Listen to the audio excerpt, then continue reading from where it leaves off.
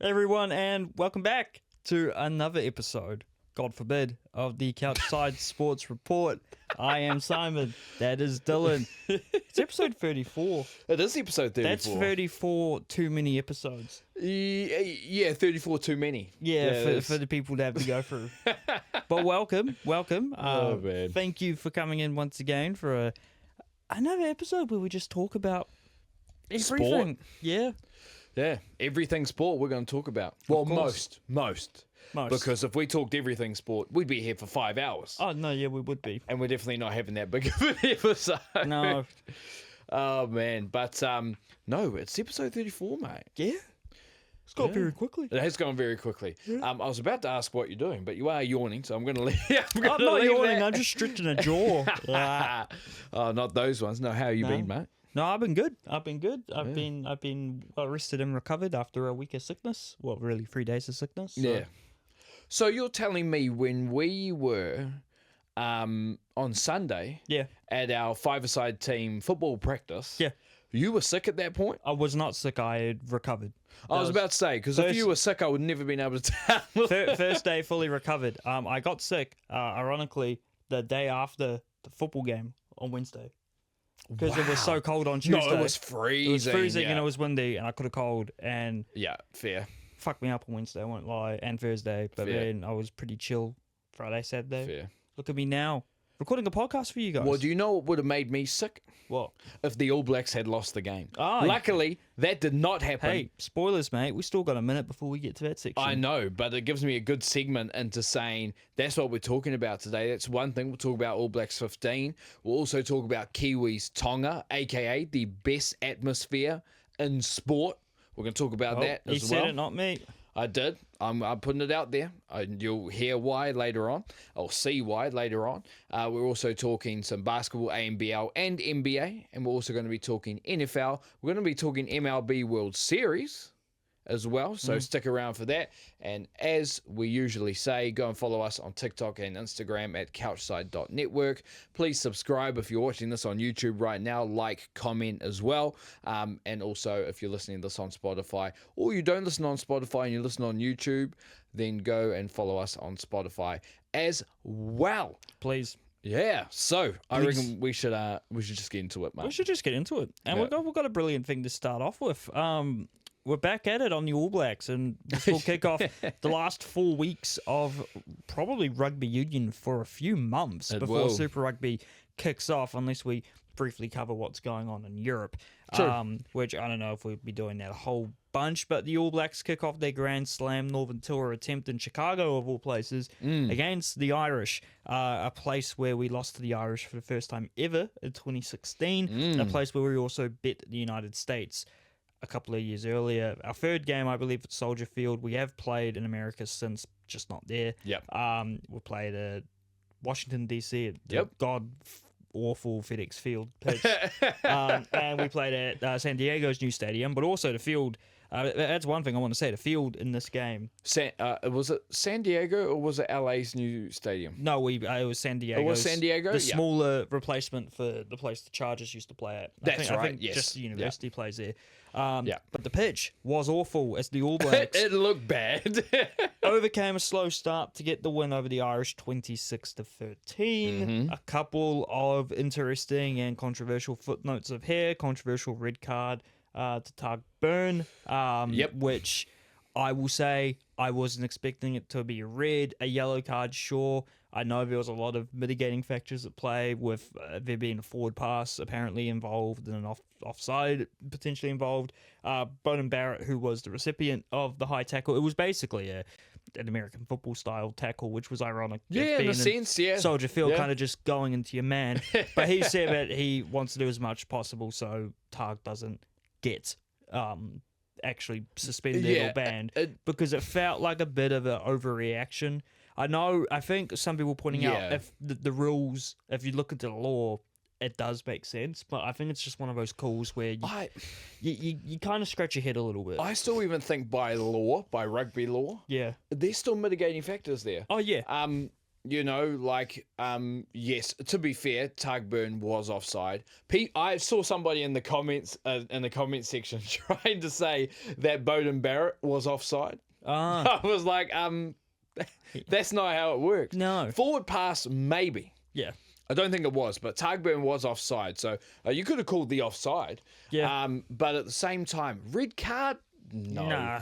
I also think that when you look at it when you look at the slow-mo, Yeah. does he actually go shoulder to head?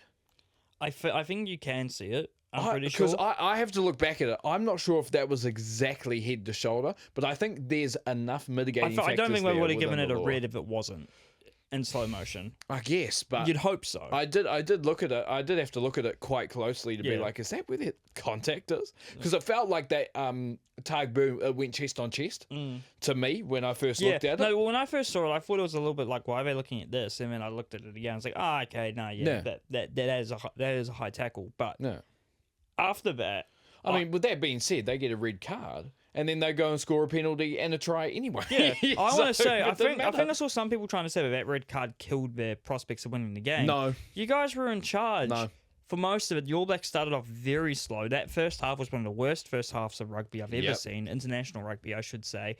But the All Blacks thankfully managed to come through, thanks in parts to the bench, thanks in parts to players who played most of the game. Yeah. Not as obvious as usual, but Cam Roigard, again, the man at 9. No one needs to say anything else. Other players in other positions, you could argue that Caleb Clark had a very good game, showing all of the non-try scoring attributes that he possesses, which is brilliant for a wing. And I think even better for him was that the player that a lot of people thought was going to be battling for his left wing spot has probably just now distracted everyone with a performance in midfield. Scott and Geordie Barrett both coming off of injuries early on. That saw Josh Lord into the fray pretty early, and also a man by the name of Lester Whainau Nuku. And he partnered Quintu Paia in midfield for the majority of the game. And, well, it looked pretty good. It looked... I was about to say, there will be people that will go out and be like, oh my God, that was like the best they've ever seen. Calm down. It was good. It was very good, and I think it warrants the fact, and with Geordie probably being out for the next test, it warrants a starting opportunity for Leicester, I think. What I assume will be outside centre. I'm guessing that's where he was. I don't think he was playing inside. No, not when Geordie came off. No, but I think we will see that midfield combo ran again. I think you're going to have to. Unless they decide to give Rico Ioane another shot against Scotland, we'll see. Because I don't see any reason to drop any of the wings. In the form of Caleb Clark or Leroy Carter, who didn't score, but he still offered quite a bit. He was good. We was a little bit slow in the high ball at first, but we came right in the end. Yeah. Caleb, Will Jordan, even Leroy for a little bit. I want to say discipline-wise and at the breakdown, it was not great for that first half. It felt like every time we got the ball, we lost it, but then we got on top of it in the second half. Yeah. And I think discipline, I don't recall seeing any really stupid moments, stupid things, which was good. I wouldn't say this Irish team is like one of those like top cusp teams in the world at the moment. They definitely were in all-win mode in 2023. Didn't really prepare for a life without all of those players, and they haven't really settled on a lot of long-term players yet. So this is an Irish team, and I guess you'd say they're in the transition phase of their own, which a lot of people, including myself to an extent, would say the All Blacks are in at the moment. I think we're in a transitional phase until we win the World Cup. Honestly, I don't think anyone's for the standards we hold the All Blacks to in this country. Yes, but also the transition we're in is not as, I think, blatant as Ireland's, where they probably had a dozen players over the age of 32. Yeah. Oh, no. When I looked up these ages, I was like, Gibson Park is, I think, 32, 33. Van der Flair is 32. Bundy Aki's 35. James Lowe, I think, is 33. I mean, England did win in 2003 with Dad's Army, but I think the game's changed quite a bit since. Never heard them be called Dad's Army. They were famously known as Dad's Army in 2003 because I think all the players, like Martin Johnson, would have been quite old. Yeah, that's a good point. Wilkinson, probably one of the youngest players on that team. But no, I think first half wasn't great, but the second half, coming through. A lot of players coming off the bench really impressing. Wallace Satiti coming off the bench was really good. I guess you'd say probably his best All Blacks performance of the year so far. Yep. He came on for Simon Parker, so I assumed he played at 6 the whole time. He did. And looked quite good. Is that going to see Satiti trusted at 6 again in the All Blacks? Who knows? Maybe with Parker at 8, maybe because they will want a tall loose forward.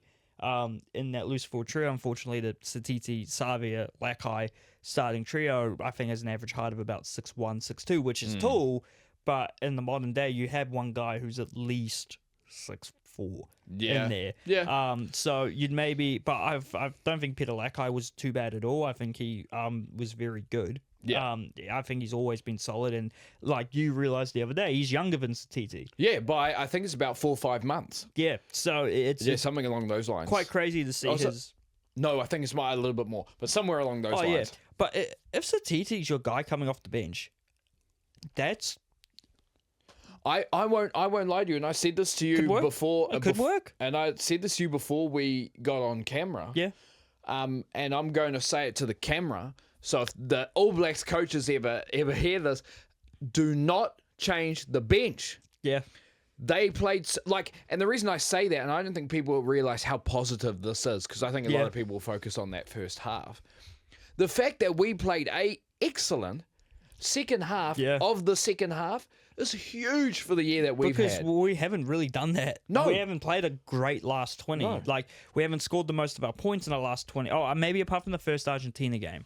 But because that was Even then, it wasn't like this. No, it was quite good. Keep the same bench. Keep it.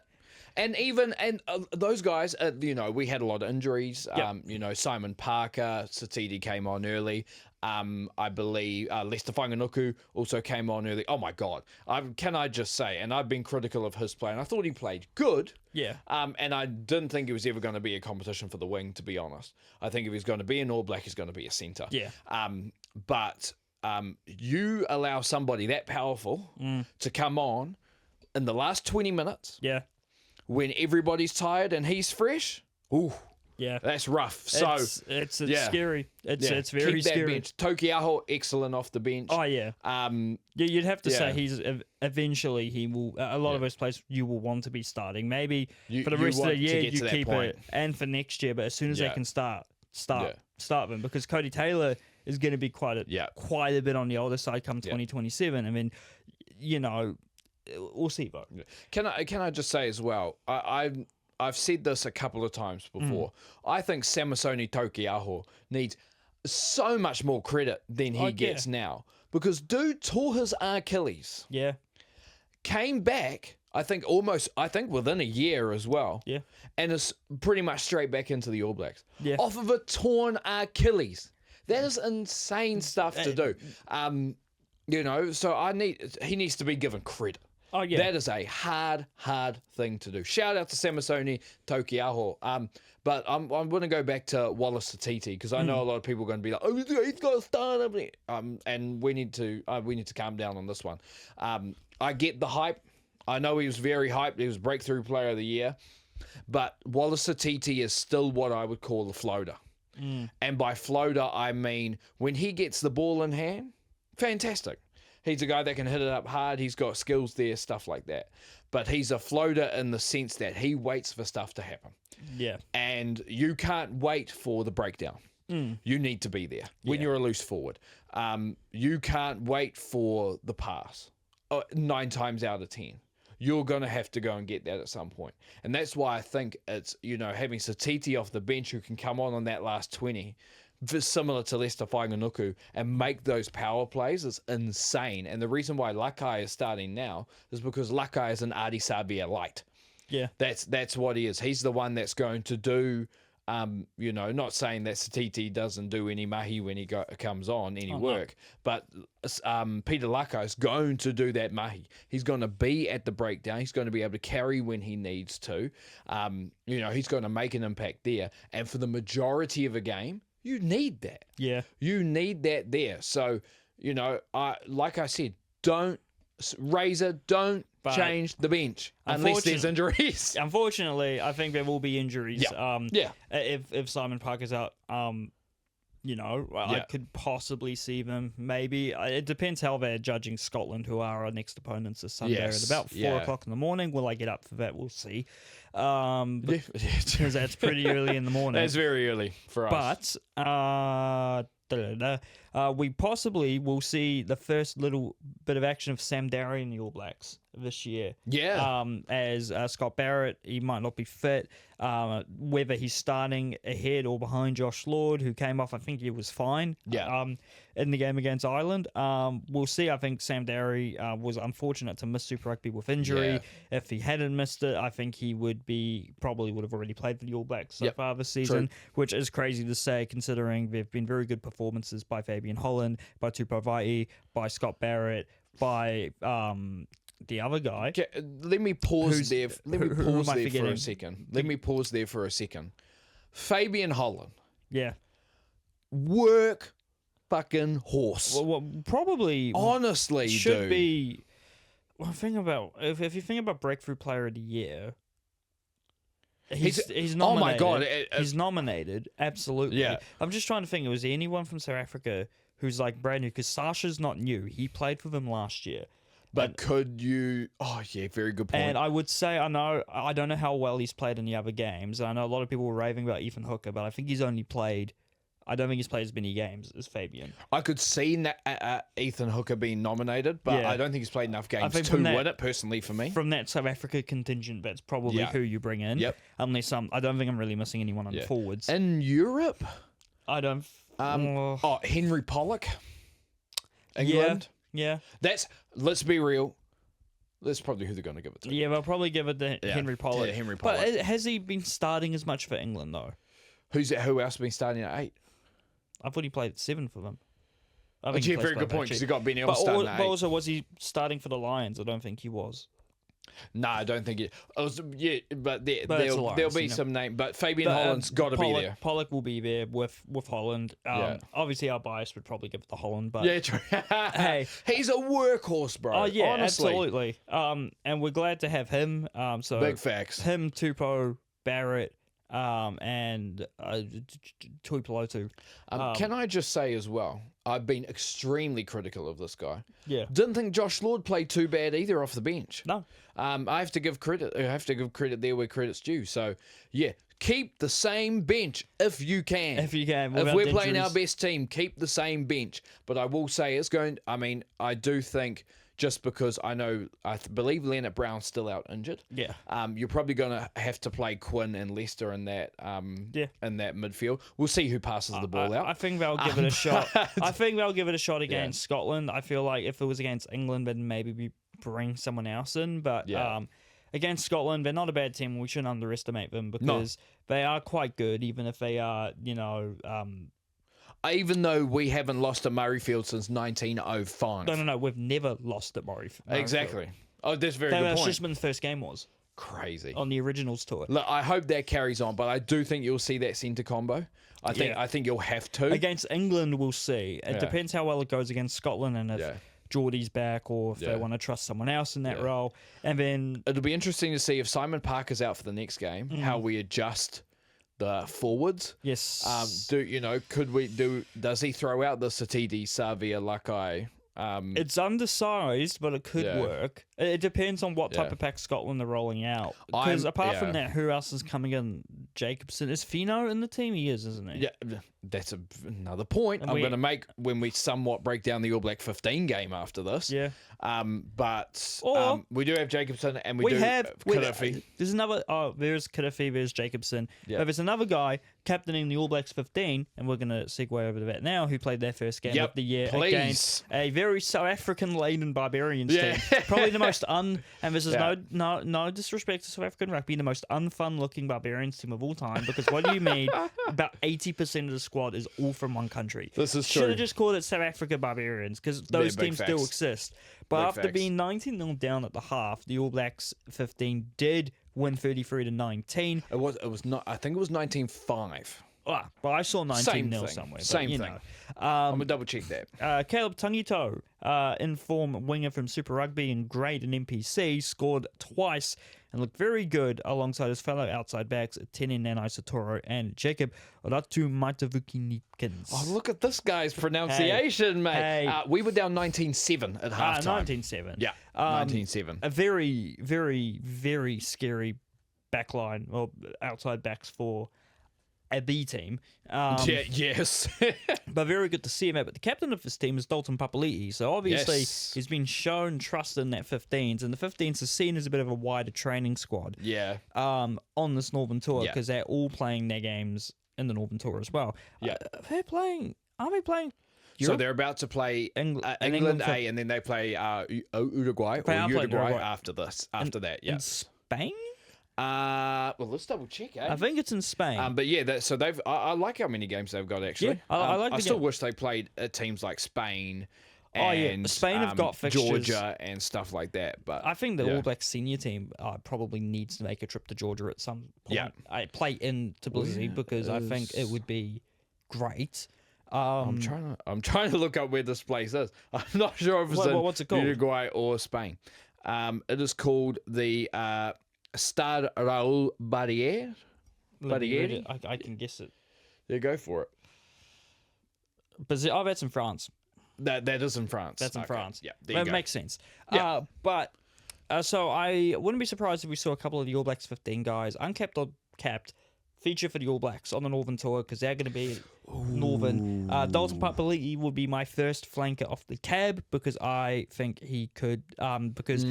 Obviously they will probably want to try Luke Jacobson first or someone else. Or Kadifi first, although again undersized. Jacobson not undersized. You probably have to bench Lakai in that case and have Satiti at 8. It would be the same if you brought in Dalton, unless you tried Dalton at 6 because he has played there quite a bit for counties, or he's played at 8. So yeah, I am.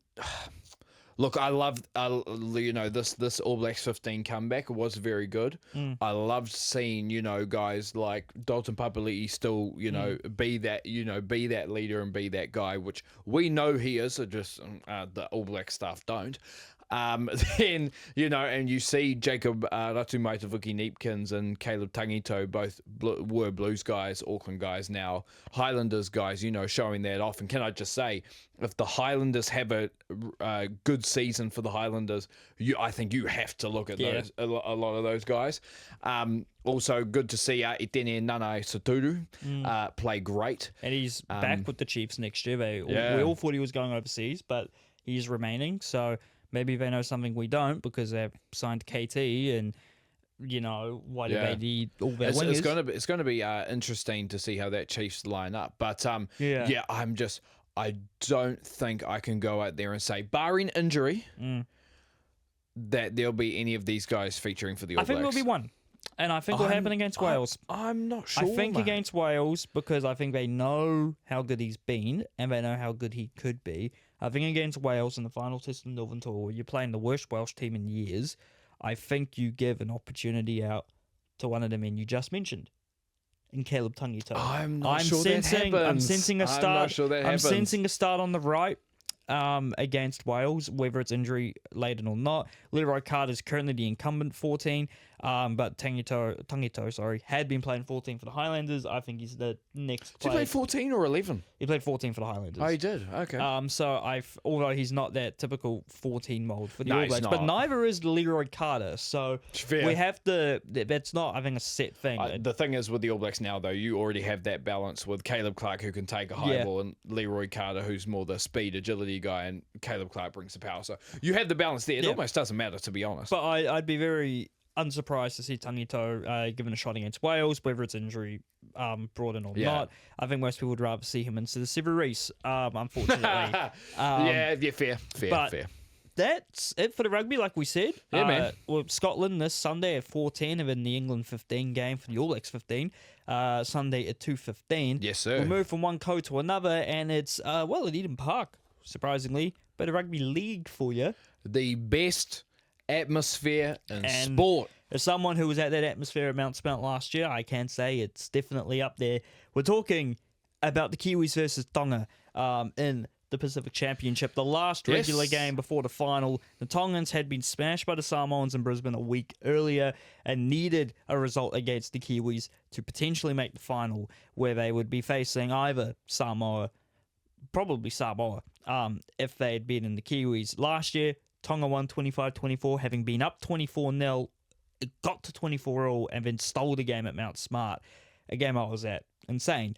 But this time around, the script was flipped. The Kiwis utterly dominant throughout the whole game, winning 40-14. I heard Dylan Brown was very good. I scored twice, I'm pretty sure. Yeah, and I see Chan scored. I see a lot.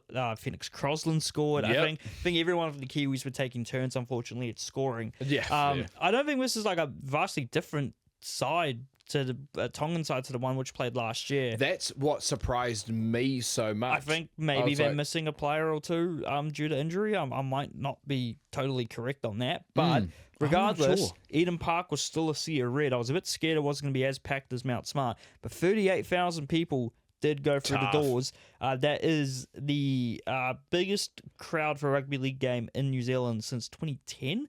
Where I believe a Kiwis Aussie, could have been Anzac Day test when they still did those, game was played. About 40-ish thousand people. And then apparently there was an Eden Park game in the 80s, which got 45. So sure, but that is good news for the Kiwis. They make the final of the Pacific Championship. And it is this Sunday in Western Sydney, of all places, at Parramatta Stadium, 6 p.m. against Samoa. Samoa will be up for this. They only narrowly lost to us when we played them earlier. 2 weeks ago. They absolutely demolished Tonga. So I have a feeling they will be up for this one, and this will be a good game. It's neutral territory for a lot of the players. Or not for a lot, the ones who play in Sydney and were raised there, but it will be a very good game. It will be one to watch. I think it will be a great atmosphere. Not as great as the Tongan atmosphere because they do it differently. Bro, the Tongans bring it. The Red Sea. Love you guys. The Red Sea. I'm not sure what the Versace on the floor meme is with Tonga always losing. They always say that. But like Versace on the floor, I was like, what does that mean? Hey, if it works, it works. It's all the Samoans be like, Versace on the floor, Tonga lose. I'm like, I don't know what that means. We'll leave that to them. I'm not on the loop. I need to go to a parade on the weekend and ask what that means. So yeah, if you live in Auckland, you hear sirens at 2:00 in the morning. That is why. You see all the flags around. That is why. So it's just awesome, dude. Like I know that there's plenty of places around the world that bring it with different sport. I mean, let's be real. Some of the WWE overseas. Whenever they go to Europe. Yeah, it's insane. They're just yelling the theme song at you. Yeah. It might just be like a stock standard WWE. We haven't actually listed anything for WWE today, and we're done with the rugby league, but there was Saturday night main event, and there were multiple title changes. I wasn't even watching it. Yeah, there was. There's multiple. I didn't even realize for one of them. CM Punk's your new world heavyweight champion, and Jade Cargill is your new women's world champion. So that's big. They've pushed Jade Cargill up to the very top. Hopefully she can have a good reign out of it because I know there's going to be a lot of detractors. But I'm confident she'll do the best of her abilities. CM Punk's got the belt around his that he does around his thing. Around this thing. no money in the bank shenanigans. Cody's still champ, and we're getting very close to John Cena's final match. His opponent will be decided by a 16-man tournament. It's got a really cool name. I forgot, like Time Is Now tournament or something. I don't know, but it's going to include wrestlers from companies which aren't WWE, which will probably just mean TNA or AAA.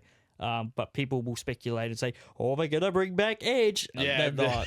Contracts exist, guys. Good luck with that. Good luck with that one. But or they've absolutely done a madness, but I doubt it. I will say, and just to go back, but I think that the Tongan crowd specifically, I know the Samoans do very well too, but the Tongan crowd specifically, nothing's going to beat that. You hear a hymn in the middle, when I was there last year, insane. It was like an hour into the game, and then the guy just grabs the mic and just starts singing a church hymn, and the whole crowd's singing it. Crazy, man. Obviously, it was a Tongan, so I'm like, best. I can't sing along, but no, it's amazing. The best. And the Tongans got they got knifed at the end of the game. We got a complimentary concert by the one and only. Well, I don't know any of the songs, but Josh Totofi from Hawaii, also Tongan. Yeah, so, true. that was a big for them. I saw a video about it, and they were loving it. Oh, bro, if they get Iam Tongi, Oh, who I'm pretty sure is Tongan. yes. I think he might be quite hail from quite a few of the islands. They get him at a game, bro. That's popping. He's That's been popping here. off. I know he's been here. He has been here. That would pop off. But speaking of popping off, the Breakers did actually pop off. Oh, they listen to you. ANBL. The ANBL. I will pass this and the next one over to you because it's all local basketball Let's related. go. Yeah, Dylan, man. why don't you go over these results and don't you dare refer to the Melbourne United and Southeastern Melbourne Phoenix as my favourite teams again, or else this is going in your head. Sure. Yep, sure. All right, so let's go to the ANBL.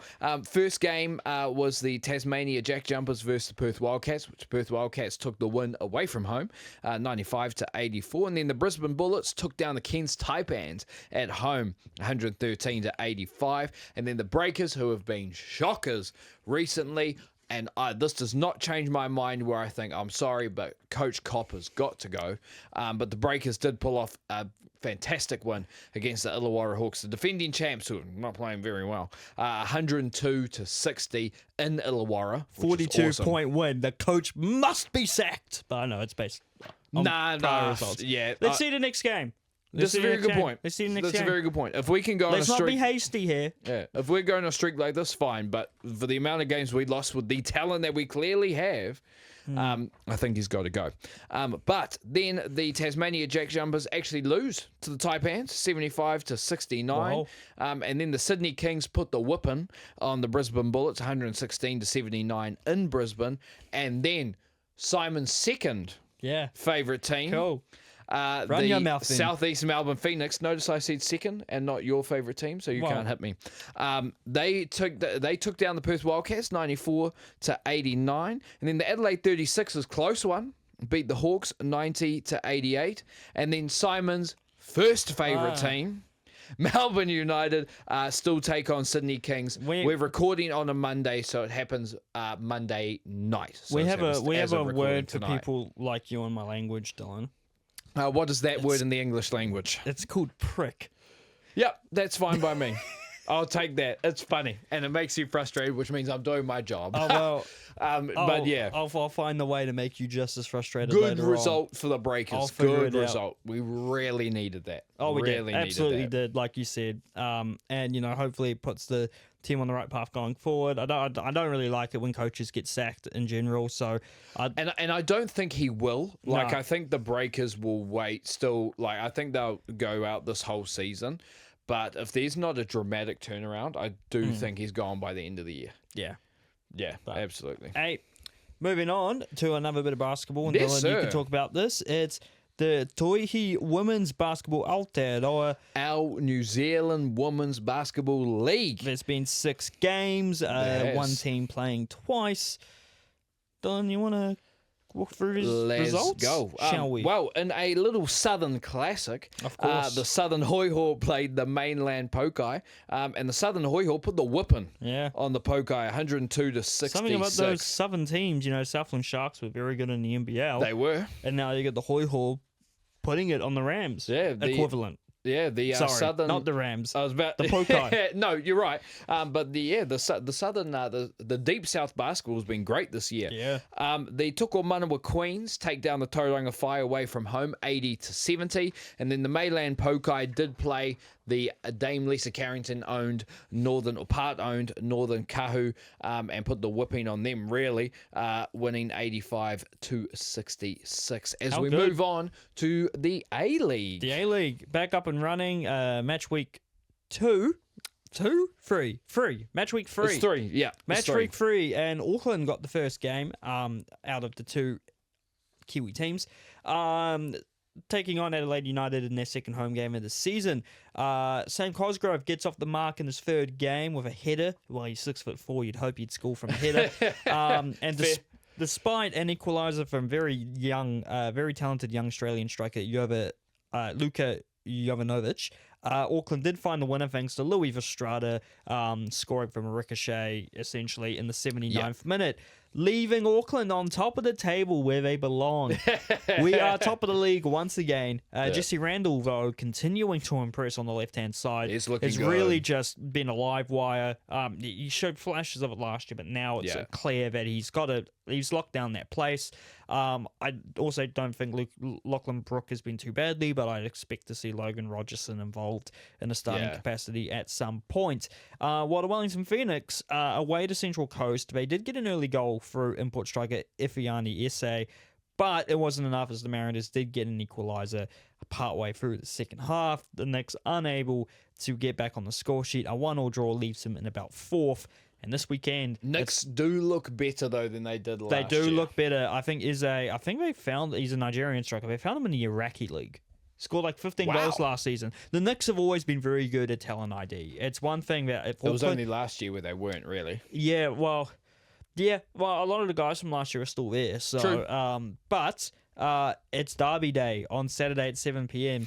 Auckland travel down to Wellington for the first derby of the season this Saturday at 7 p.m. Yeah, that'll pop off, I'm sure. Probably going to be the closest derby in quite some time. But the Phoenix Women's kick off their season just before that in a doubleheader. That's at 4 p.m. against Canberra United. The Phoenix Women's team looks insane on paper.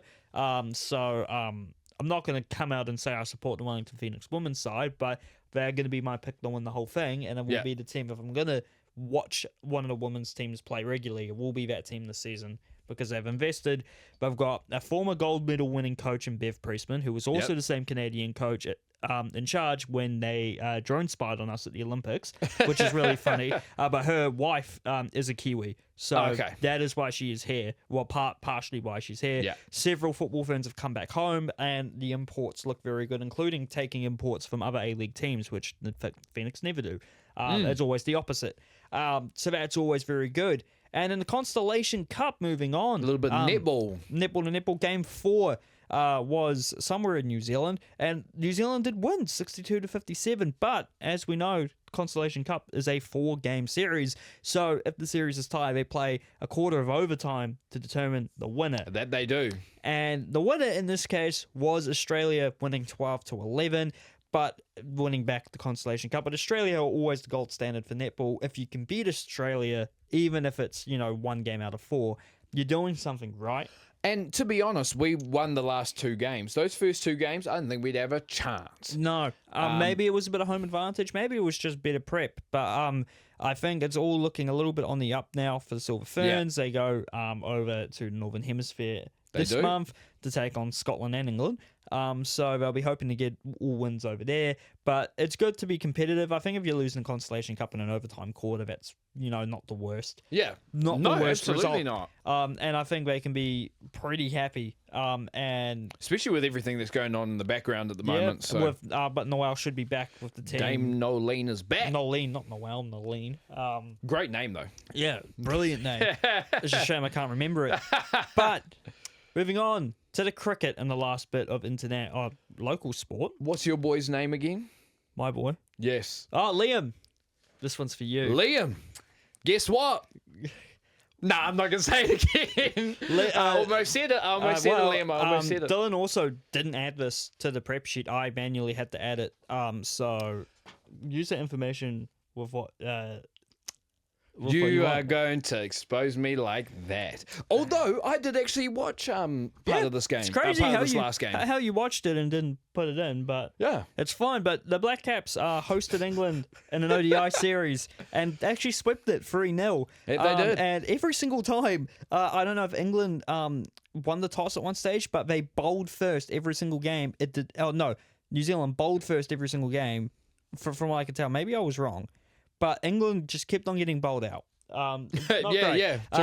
First game, bowled out for 223. New Zealand gets 224 for 6 after 36.4 overs. Yeah. Harry Brook did score 135 for England, and Zach Foulkes got 4 wickets for New Zealand. Daryl Mitchell, 78 not out for New Zealand in the first ODI. Daryl Mitchell was great this entire series. He's redeeming his father's name in the eyes of the nation. His father's former All Blacks coach, John Mitchell, who a lot of people don't like for dropping Christian Cullen. Yeah. ODI 2, England were bowled out for 175. Oof. New Zealand got for 177 for 5 after 33.1 overs. Daryl Mitchell goes 56 not out. And Blair Tickner, I think this was his first series as a black cap, or one of his first, gets 4 wickets. And in the third ODI series, England's bowled out for 222. We get 226 for 8. Blair Tickner takes 4 wickets again. And for England, Jamie Overton gets 68. So a promising ODI series. But the cricket doesn't end because for the next month, the West Indies are in town. And they will be playing a best-of-5 T20 series, a best-of-3 ODI series, and a best-of-3 Test series. So a lot of games, and it all starts on Wednesday. So if you have TVNZ and you don't have anything to do, Wednesday 7:15 p.m., well, watch the first ODI, which will be at Eden Park. Then on Thursday, another ODI at Eden Park at the same time. Then the Sunday in Nelson, you've got the third ODI at 1:15, and then a 1:15 p.m. ODI on a Monday. Interesting. That is quite interesting. Interesting. Maybe it's is it Nelson Anniversary Day? I don't know. I don't keep track of these, but that would be the most logical explanation to me. True. As to why there's an ODI at 1:15 on a Monday. But sorry, no, these aren't the ODIs. These are the T20s. T20 7:15, T20 7:15 Tuesday, Wednesday and Thursday. I'm sorry, I got my things mixed up. But still a T20 at 1:15 on a Monday seems a bit weird, but we move. Yes, we do move. We'll hopefully get a lot of wins there, and then we're off to India in January. We have the international sports, and we'll quickly go over the Premier League. Yes, sir. A few results of note, a few results not of note. Arsenal, again, looking like the team to beat so far. We'll talk about that in a bit. 2-0 win over Burnley, away from home. Man United unable to get a 5th win in a row. That poor United fans here is still not going to get cut. It's 2-2 draw against Forest and Nottingham. Then Crystal Palace, a big win over their London rivals Brentford, 2-0. Then you've got Fulham, again, a big win for them and a massive loss for Wolves, who have not started the season off well. Wolves, did they just get rid of their manager? Yes. Pereira? Yeah. And I have been picking Wolves to go down for the past 4 years. And they're finally going to go down because they have 2 points from 10 games. It looks like it might happen. I don't wish relegation on any team, but I've been saying for a long time that I think Wolves are going to go down, and now I'm finally going to be redeemed. We both did say as well in our Premier League predictions that Wolves would go down. I also said Fulham would go down, but we'll see about that. Well, actually, they're currently not in a relegation zone. Brighton, a big 3-0 win over Leeds. Chelsea get a very vital 1-0 win away at Spurs. Big London rivalry there. Liverpool back in the win column, much needed. 2-0 over Aston Villa.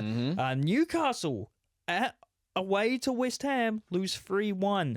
I think a lot of people Is Nuno figuring it out? He might be figuring it out. But that is a huge win for West Ham. Newcastle, I think apart from Walton Mard, they've spent the Isaac money horrifically, because 55 million on the Langer, 40 mil on Jacob Ramsey, and 55 mil on, what was his name, Yuan Wissa. All very big wastes of money. Although they spent the 55 on a Langer.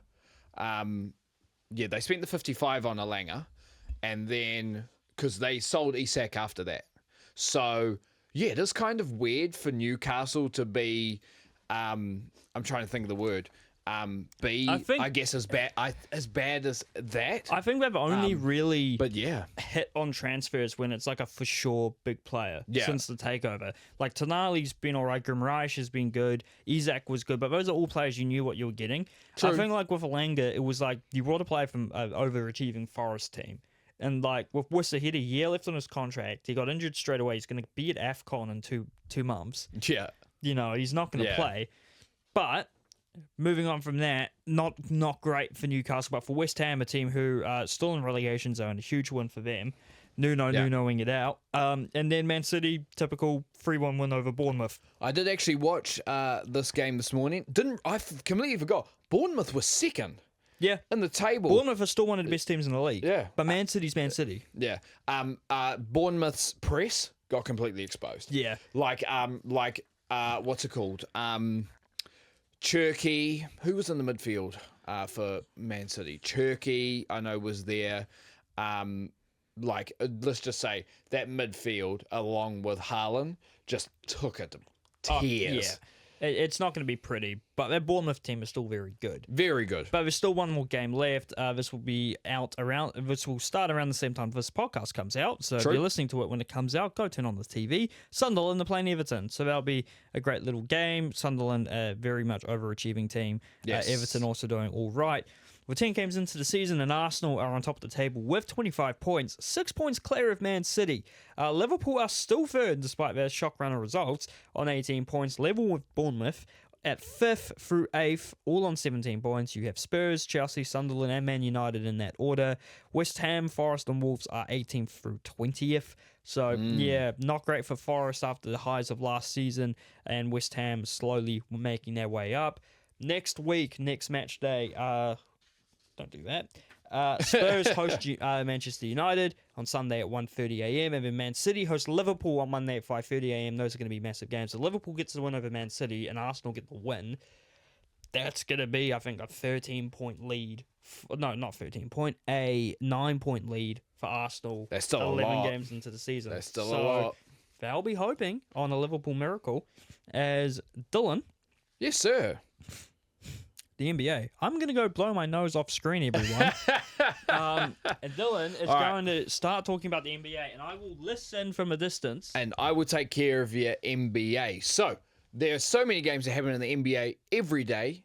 So, I'm not going to cover games. We're just going to recap what it's looking like at the moment. So, in the West, the Thunder and Spurs are at the top. Portland have also started off very well, beating my Warriors by 20. And then the Lakers, Clippers, Nuggets, Rockets, and my Warriors currently round out the 8 at the moment. The Timberwolves are 9th, while the Mavs are 14th. That's outdated, though. Still same thing. And then for the East, the Bulls are still on top. Still on top. Followed close. What's that? But they are no longer undefeated. That's at true. the start of today, the day we record this podcast, there were 3 undefeated teams in the NBA, and they were the Bulls, the Spurs and the Thunder. There's now only one, and unsurprisingly, it's the Oklahoma City Thunder. It is. Actually, I'll go off of this now that I've got it up. So in the Western Conference, Thunder, like you just said, 7-0. They're still at the top.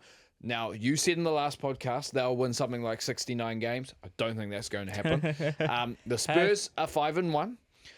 The Lakers are 5-2 in third. Trailblazers 4-2. Rockets 3-2. Nuggets 3-2. Clippers 3-2 in 7. And the Warriors are 4-3 in 8th, with the Timberwolves and the Grizzlies 9th and 10th respectively. Then in the East, guess who's first now? Not the Bulls. Not the Bulls. Oh, the Sixers. The 76ers. Yeah, I'm surprised that they're doing so well, but yeah. Well, I guess we see how well they're. It is very early. Let's be real here. But it's an 82 game season. Yeah. And we're which is a crazy number of games, by the way. Hey, we're going to talk about baseball later. Oh, that's a very good point. But yeah, so the 76ers are first at the moment. Bulls second, both on 5-1. Pistons, they've kept getting better, at least to start the season. They're 4-2. Bucks, Giannis is on a tear at the moment. They are 4-2 in fourth, so Pistons third, Bucks fourth. Cavs 4-3, Knicks 3-3, fifth and sixth. Those are two, still probably the favourites for the conference. We'll see how it goes. The Heat, 7th, 3-3, and the Magic, 3-4, and then the Hawks and the Hornets round out the 9 and 10 at the moment. Orlando Magic.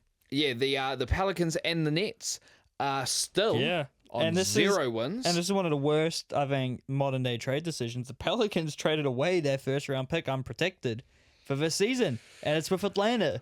And Atlanta are the best team in the world anyway. Do we see Atlanta? Imagine if Atlanta somehow in this upcoming draft lottery, both their picks are in the lottery, and they get 2 of the top 3.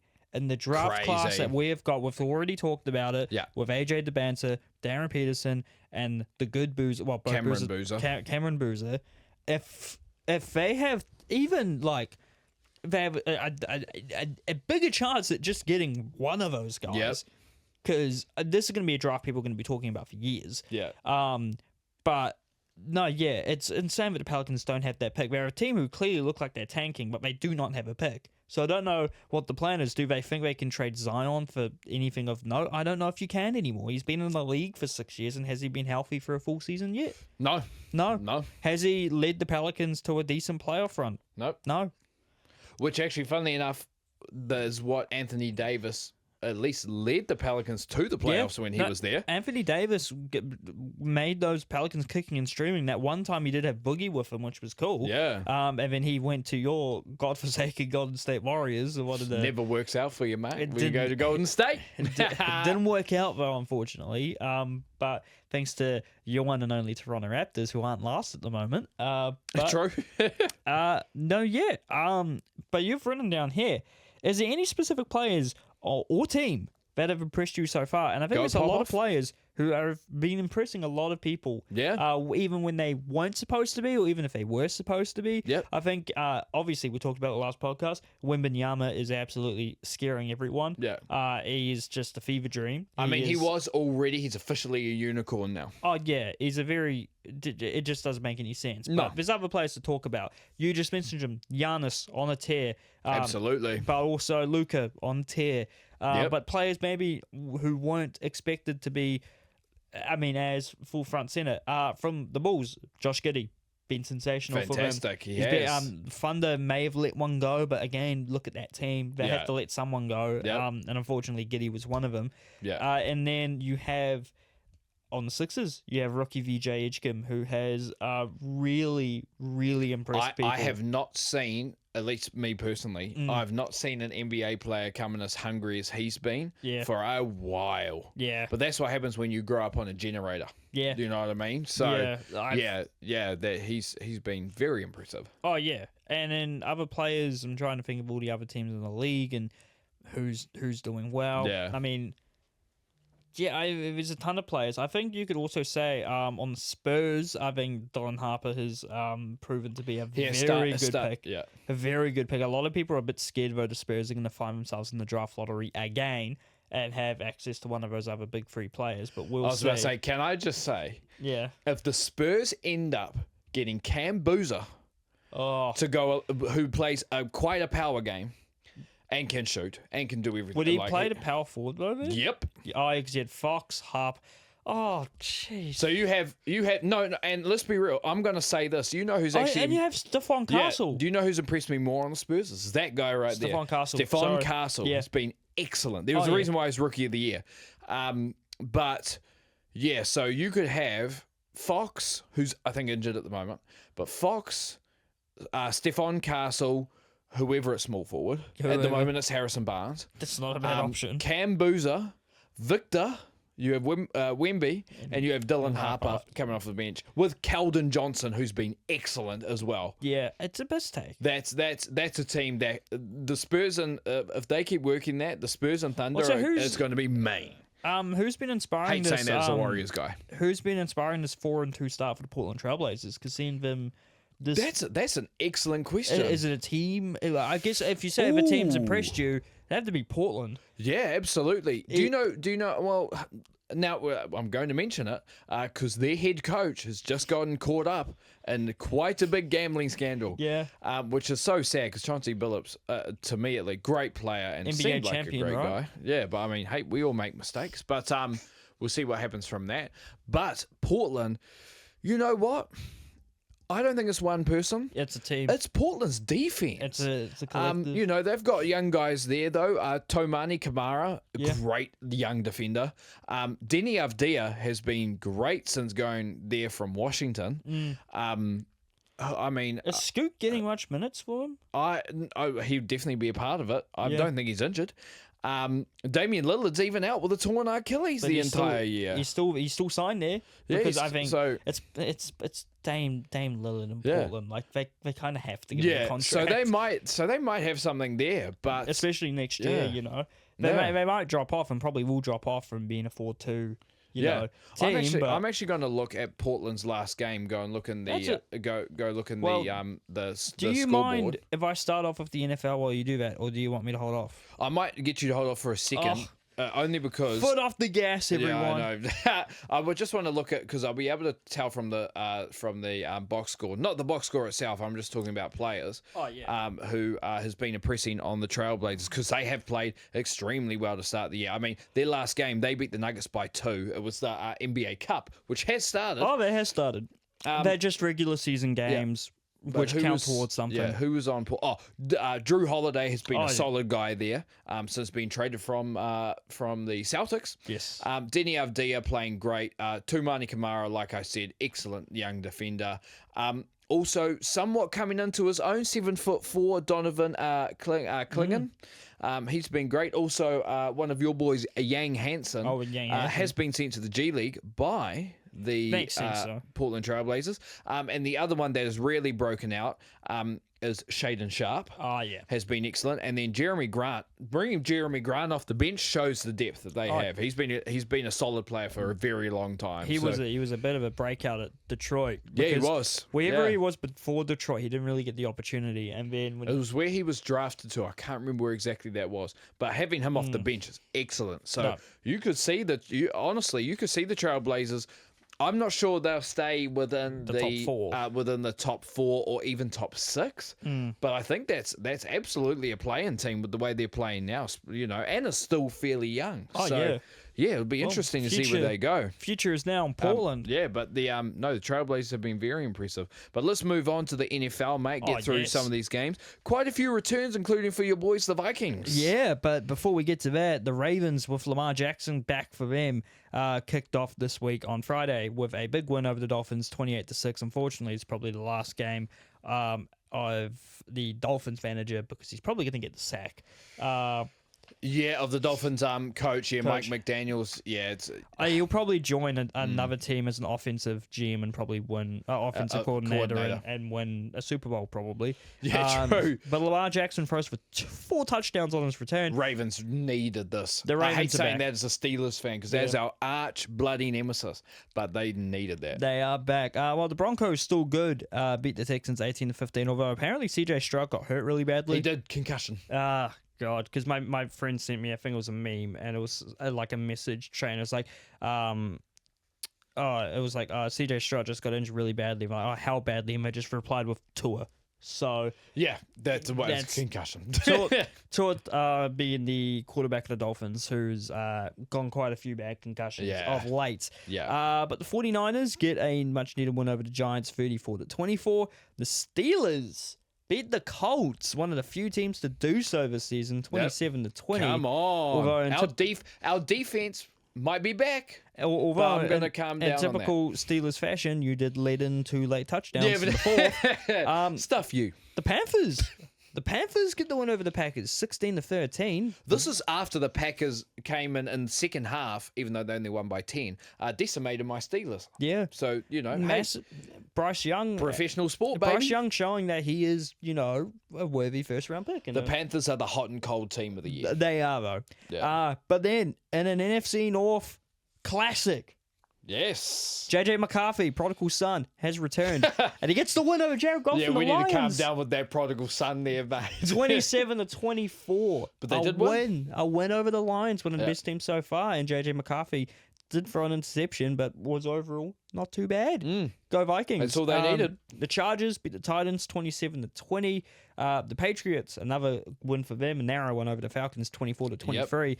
And in an absolute classic of a game, which ended on a Hail Mary, 40-year-old Joe Flacco of the Cincinnati Bengals.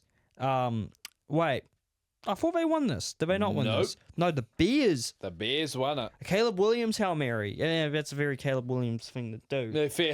But Joe Flacco, despite the loss, threw 31 completions for 47 attempts for 470 yards. And is that 1 touchdown or multiple touchdowns? No, that is meant to say 4 touchdowns. 4 touchdowns. And 2 picks. Wow. Which for a 40-year-old is fucking impressive. For a 40-year-old who's not... I was almost going to call Tom Brady Joe Brady. It's not his name.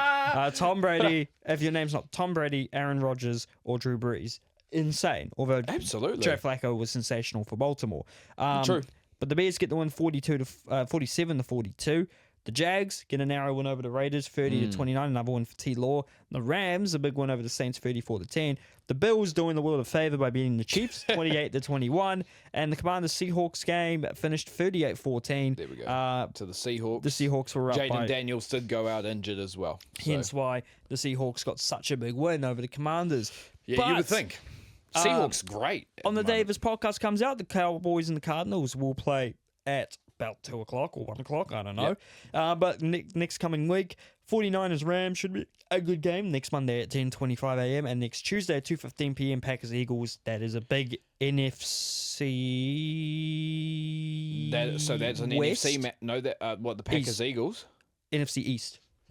That is for the 49ers and Rams. That's NFC. No, I meant Packers Eagles. Oh, that's just an NFC game because the Packers I thought and that was Eagles aren't the divisional same rival. way. No, Yeah, Packers are in the NFC North with your boys, the Vikings. they're not divisional rivals. I thought they were for some reason. And for because I want to and I can, it's our podcast.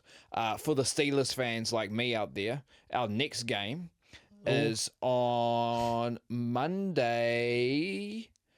Oh, that's going to be a good one. It is the Sunday night game / Monday afternoon game, and it is against the Chargers, so it does not get easier for us. We're going to need a big day, mate. Well, you're going to need it. But back to a sport more familiar for our New Zealand audience, international rugby. That's fair. And there's more international games. England do beat... I'm pretty sure this is a Wallabies team and weren't even allowed to play their players who play in England, which seems like a piss take. 25-7.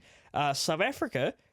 in front of no one at I don't know where they were playing because England were also playing. South Africa beat Japan 61-7. I think South Africa were playing at Twickenham, so maybe this was the next day or something. I'm not sure because England usually play at Twickenham.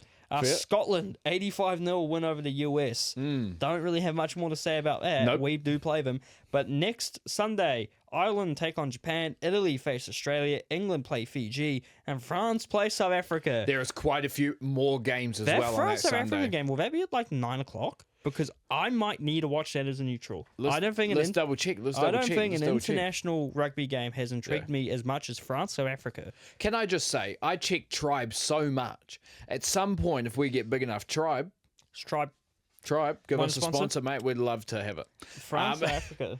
France-South Africa on Sunday, the 9th of November, is at 9:10 in the morning. Brilliant. There you go. Brilliant. Unlike our 4:15 game for the All Blacks or whatever the frick it is, mate. Yeah. 4:10. But yeah, there's a lot of. I mean, you always get a lot of international rugby at this point. So yeah, there's a lot coming up. No, it's great, and we're going to end off the podcast with the MLB World Series. Yes, Unfortunately, not the result that I wanted.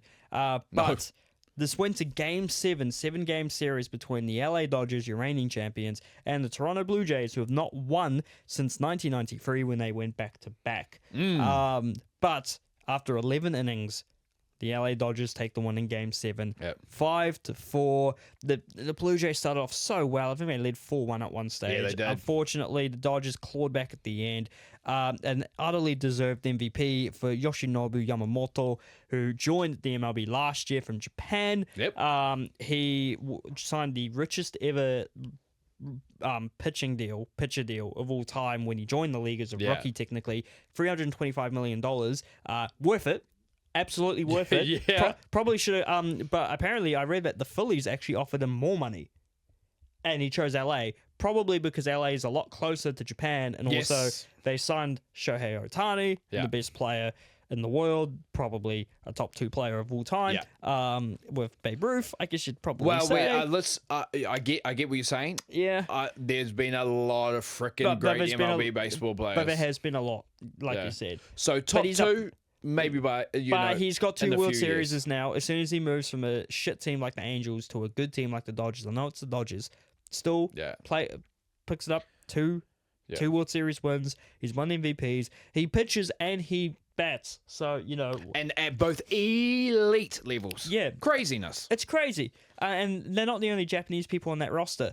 But you put in here. But shout out to the Blue Jays. Vladimir Guerrero Jr., an all-time playoff performance. He's going to go next level next year. Yeah. You'd think. You'd think. He just got paid a massive contract as well. And he's a homegrown player for Toronto. I don't know if it has anything to do with the fact he was born in Montreal because his dad Vladimir Guerrero Sr. played for the Expos. Bring him back. You know. If big facts. Big He facts. also ended up playing for the Angels. Yes. But A few no, teams, I think. I can't remember. Was Vlad Jr. the number 1 pick in that draft? I don't think he was a draft prospect. I think he was signed as an international. And to be fair, the MLB draft works really, really weird. You can pick high schoolers, but you can pick college players.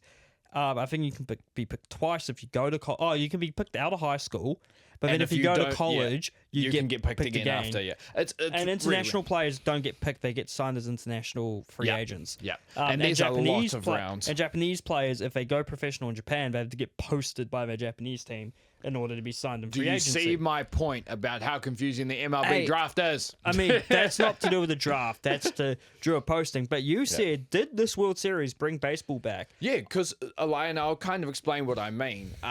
You know, I know it's not the most in New Zealand, not the most popular game in the world. But in America, for many, many, many years, it was the nation's what they called pastime. Yeah. It was the game in the States. And it really fell off, I believe, for quite a few years Probably as well. post the steroid scandal of the 2000s when they realized all the top hitters were taking roids. Yeah, I think exactly. it went down a little bit.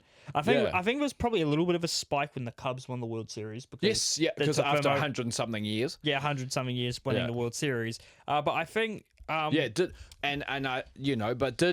my question. And we'll both answer it. Did this World Series, but did this playoffs really bring baseball maybe back into a little bit more of the mainstream? I think it caught a lot of people's attention because there was a number of Cinderella stories here. Because the team the Dodgers bet before the World Series, the Milwaukee Brewers were a bit of an underdog in themselves. Yes. They were very, very good. They knocked off a much better team before them, and they were awesome. But even the team the Blue Jays bet, the Seattle Mariners, never won the World Series, almost made it this time. Obviously a little bit gutting they couldn't make the World Series. Yeah. But the Mariners, they were well known for many years as a team which had another very famous Japanese player, Ichiro Suzuki. They were excellent for years. Yes, he'd only give you 10 home runs a season, but almost every single time he went up to the plate, he got a hit. So, that's how good he was. And to be fair, people will find that boring, but that's probably in baseball, which I've played, more important. Yeah, he broke an unbreakable record, which was the most hits in the season, I'm pretty sure. Yeah. To the point where I think the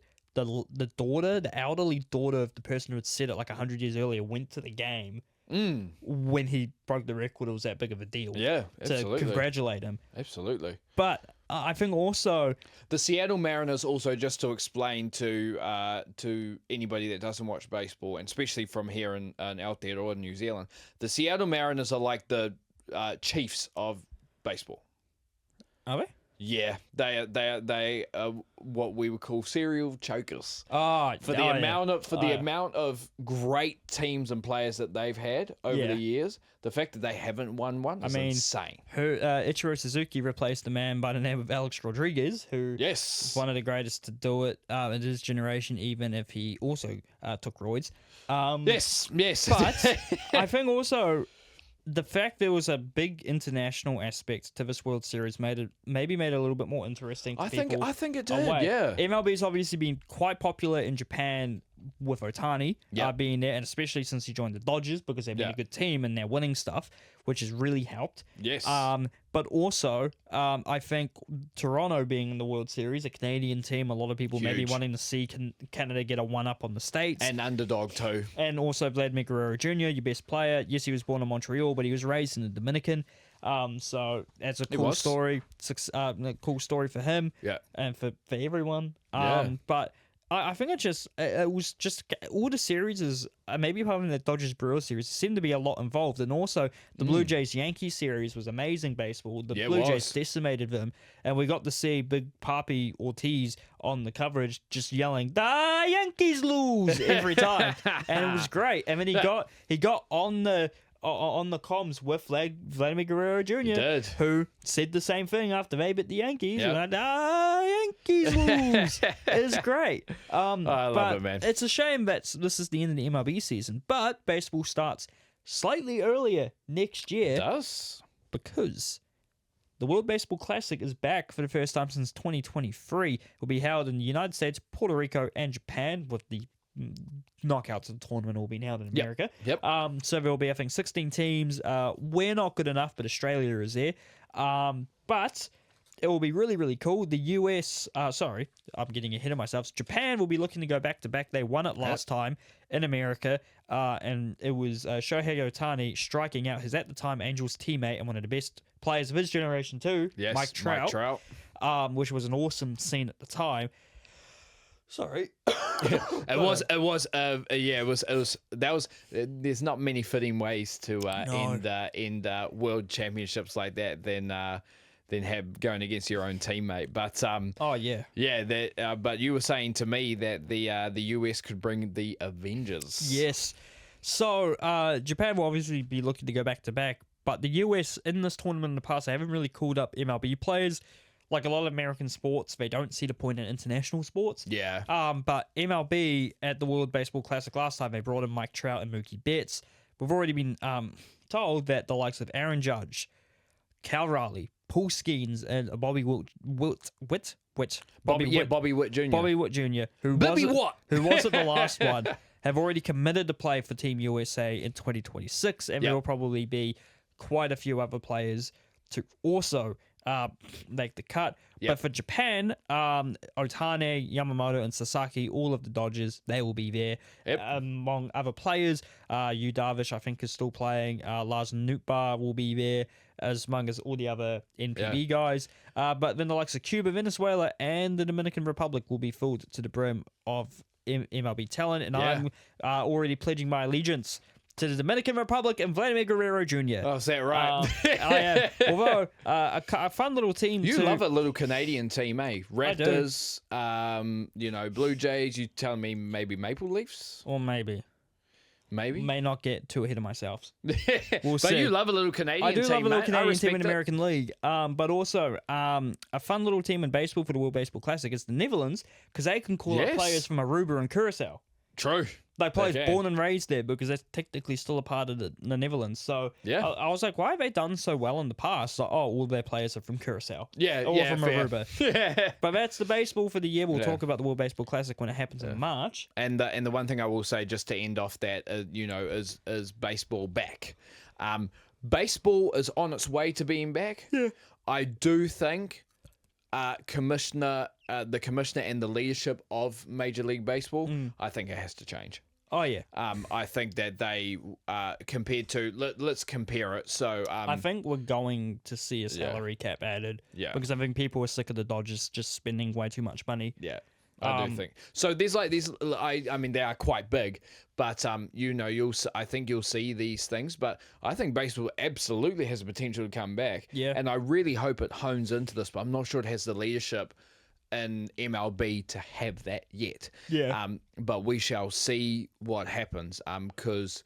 I mean, I played softball and baseball. To be fair, I played any sport to get out of class. I played it. Of course you did.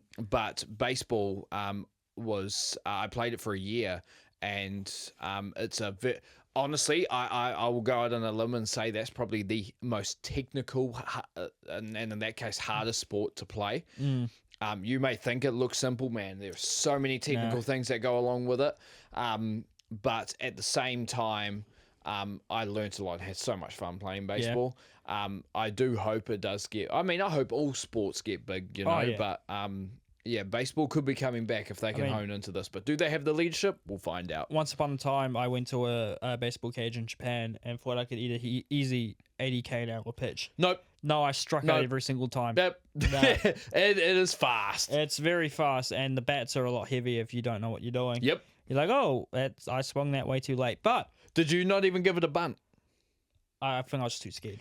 Yeah. It was on top of it was like a 10-floor arcade / they indoor have sports those there, facility. bro. It's insane. And it was at the top of it.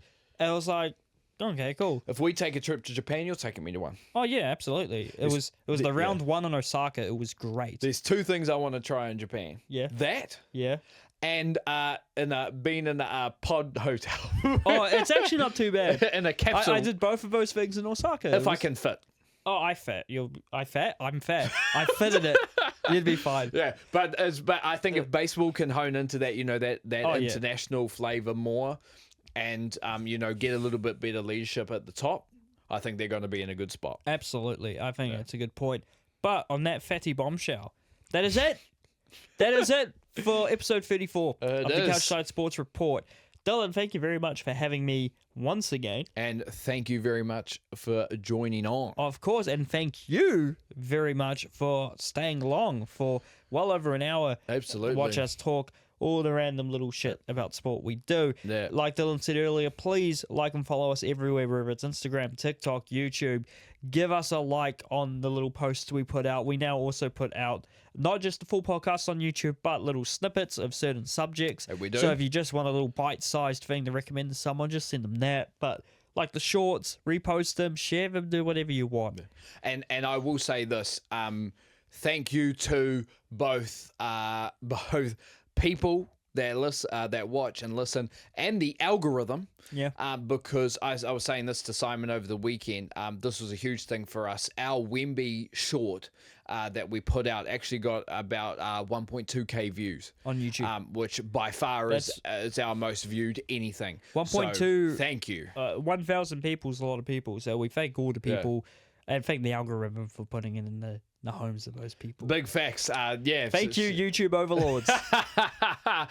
With that being said, let's get out of here, man. You know how we end it. Oh, You cool. start us off, mate. Well, as a good Dylan Courtney once said many, many moons ago, couch side out. Couchside out.